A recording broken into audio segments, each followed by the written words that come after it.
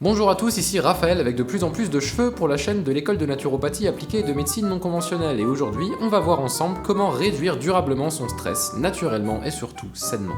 Pourquoi? Comment ça, pourquoi? Pourquoi est-ce qu'on chercherait à diminuer notre stress? Je sais pas, enfin c'est pas bien le stress, non? On n'arrête pas de dire partout qu'il faut méditer et faire des trucs comme ça, quoi. Vaut mieux pas être stressé, non? Tu connais Hans Selye? C'est un médecin québécois et un des pionniers de la recherche sur le stress, et justement il définissait le stress comme étant l'ensemble des moyens physiologiques et psychologiques qu'un individu met en œuvre pour faire face à un événement précis.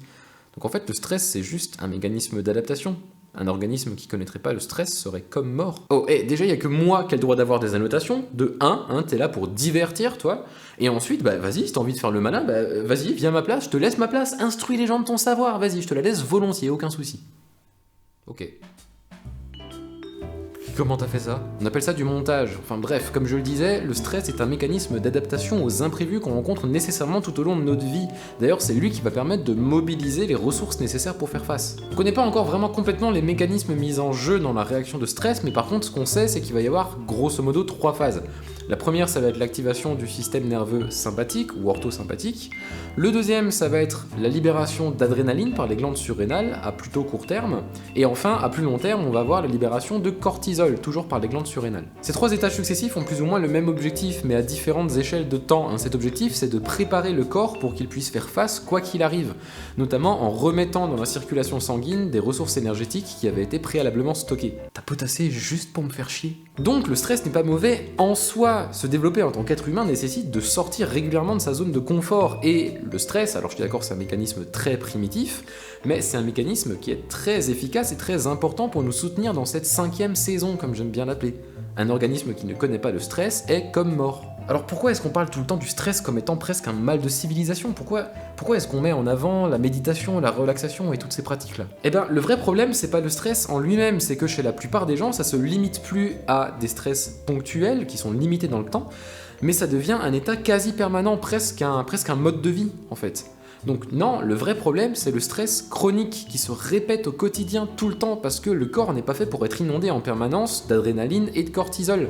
Ce sont des molécules qui sont corrosives en elles-mêmes, donc forcément ça engendre des problèmes de santé derrière. D'accord. Et du coup, le vrai objectif, ce serait pas de réduire son stress, ce serait plutôt d'apprendre à le gérer. D'accord. Bonjour à tous, ici Raphaël avec de plus en plus de cheveux pour la chaîne de l'école de naturopathie appliquée et de médecine non conventionnelle, et aujourd'hui on va voir ensemble comment mieux gérer naturellement son stress chronique quasi permanent. Mieux. Évidemment, c'est un vaste sujet et évidemment, on va enfoncer des portes ouvertes, mais on va quand même essayer d'aborder 3 aspects différents de la gestion du stress qui nous semblent importants.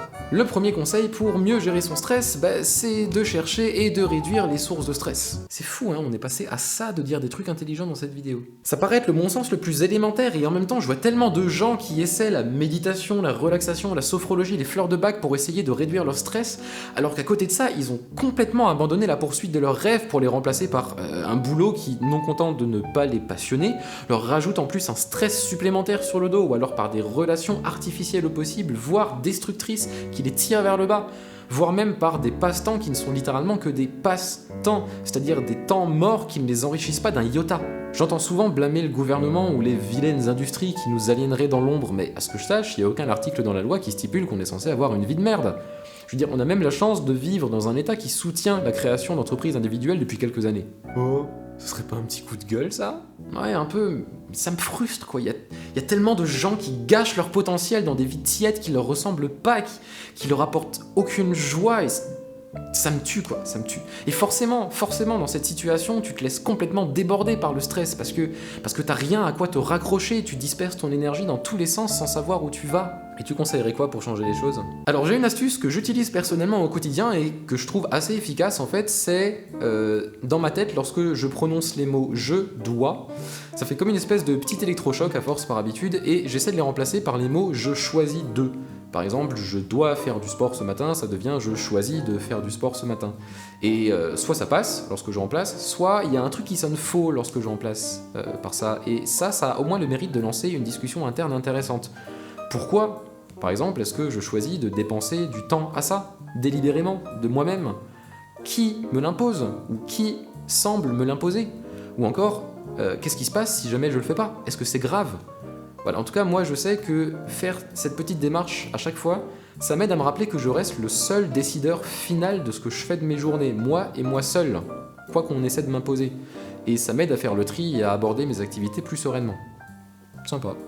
Le deuxième point qu'on voulait aborder avec vous, c'est la méditation. Alors oui, je sais qu'il y a déjà énormément de ressources géniales sur le sujet, des livres, des sites, enfin voilà, on vous en met d'ailleurs quelques-uns dans la description si jamais vous voulez vous lancer en méditation, sait-on jamais. Non, moi je voulais juste revenir sur un point qui me semble important, de par mon expérience, c'est que la méditation, ça n'est pas s'asseoir et essayer d'arrêter de penser. Déjà, même si c'est comme ça qu'elle est le plus souvent représentée, et surtout qu'elle est ancrée dans l'imagerie populaire, la méditation ne se pratique pas forcément assis. Par exemple, moi, personnellement, j'ai médité pendant plus d'1 an, assis lorsque j'étais en école d'ingénieur, et ça se passait bien, mais je sais qu'aujourd'hui, je peux plus rester assis, ne serait-ce que quelques minutes, comme ça, il y a trop de choses qui bouillonnent à l'intérieur. Donc en fait, ce que je fais maintenant, c'est que je médite en mouvement. Ça peut être avec des mouvements lents, on va dire, comme le tai chi ou le qigong, mais ça peut aussi être pendant que vous marchez dans la rue, ou pendant que vous faites votre jogging, ou du tennis, ou de la boxe, j'en sais rien, ou alors pendant que vous passez du temps avec votre conjoint, ou que vous cuisinez, enfin, voilà. Dans ma compréhension, dans ma philosophie, la méditation, c'est un état d'esprit. C'est pas un moment et un lieu dédié, même si, pour démarrer, je suis d'accord que ça peut aider. Et ensuite, et surtout, il ne s'agit pas d'arrêter de penser comme ce qu'on entend, et surtout ce qu'on lit parfois, même si je suis d'accord que certains font ça très bien. Va te faire. Il s'agit juste de vivre pleinement ce qu'on est en train de faire au moment même où on est en train de le faire. Ni plus, ni moins. Que vous soyez assis en train de kiffer le silence ou en plein dans une activité du quotidien, c'est juste atteindre cet état dans lequel vous ne pensez que à ce que vous êtes en train de faire et pas à ce que vous avez fait avant ou ce que vous allez faire après. Ouais, le fameux instant présent quoi. Ouais, même si je trouve ce terme tellement surutilisé que personnellement il me parle plus du tout en fait.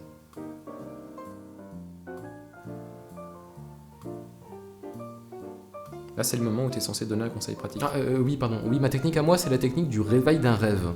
On a tous connu ce moment où on se réveillait comme ça en plein milieu d'un rêve en pleine nuit et qu'on est complètement frappé de plein fouet par la réalité. Où on est encore un peu sonné, on est encore dans l'adrénaline et tout. Et ça contraste complètement avec l'obscurité et le silence de ouf qui règne dans la chambre à ce moment-là. Et c'est un peu, pour moi, un des états les plus méditatifs qu'on puisse atteindre. On est vraiment...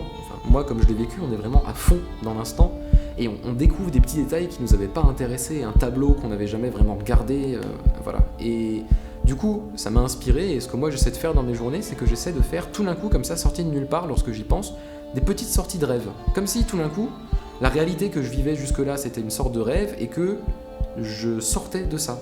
Quelques secondes, comme si j'avais une espèce de bouton reset, comme ça, de mes pensées, mais qui ne durait que quelques secondes et je redécouvre la pièce autour de moi comme si je venais en fait d'être téléporté dans cet endroit et que je ne savais pas ce qui venait de se passer, que j'étais sous le choc. Et ça dure comme ça quelques secondes où je flotte et ensuite je retourne naturellement à mon activité, mais souvent j'ai des pensées beaucoup plus focalisées et beaucoup plus claires après ça. Genre des méditations éclairs quoi. Ouais, un peu. J'essaierai. C'est cool. Et enfin, le troisième point, qui est peut-être un des plus importants dans la diminution du stress chronique, c'est la gestion intelligente du temps. Alors ouais, en parlant de gestion du temps, je pense qu'il va falloir que t'abrèges là, surtout que c'est un sujet où il faudrait qu'on fasse une vidéo entière dessus. Tu crois ? Mais il y avait assez d'infos utiles dans la vidéo là. Tu sais déjà s'ils appliquent sérieusement les conseils que t'as donnés dans cette vidéo, ils auront une vie complètement différente avant même que tu sortes celle sur la gestion du temps. Hein. Bon, soit. Je peux donner un dernier micro-exercice quand même ? Ouais, si ça dure pas des plombes. Ok, donc une des notions qui moi m'a le plus aidé dans ma gestion du temps, c'est l'exercice des 4 catégories de temps qui a été proposé par Fabien Olicard. En fait, d'après Fabien Olicard, on peut séparer notre temps en 4 catégories. D'un côté, enfin en première des 4 catégories, le temps professionnel, qui est le temps qu'on consacre à gagner des revenus, ou en tout cas à préparer les futurs revenus qu'on gagnera. Donc ça compte aussi tout ce qui est apprentissage ou travail scolaire. Ensuite, il y a le temps pour soi, qui est le temps qu'on consacre à des activités qui nous enrichissent en tant que personne. Donc ça peut être la lecture, écouter de la musique, ça peut être lire des livres importants ou de développement personnel, enfin voilà, le temps qui nous fait progresser en tant qu'être humain. Ensuite, il y a le temps personnel, qui compte toutes les activités qui nous font plaisir, qui nous font du bien, mais qui ne servent ni à nos revenus, ni à nous faire progresser en tant que personne. Par exemple, moi c'est prendre un bain. Voilà. Et le 4e, c'est ce qu'on appelle le temps mort. C'est vraiment le temps qui ne sert à rien, qui est juste là pour Remplir, c'est le temps de la procrastination. Essayez de prendre votre journée de hier et essayez de voir combien de temps vous avez passé dans chacune de ces 4 catégories. Et franchement, je pense que vous aurez des surprises. En tout cas, moi, je sais que je pensais déjà avoir une bonne gestion du temps. Et ben, j'en ai eu une surprise, ouais. Si je remplaçais tout mon temps mort par du temps professionnel, je crois que j'aurais été multimillionnaire à 15 ans. Maintenant que t'en as pris conscience, qu'est-ce qui t'empêche de l'être à 30 ?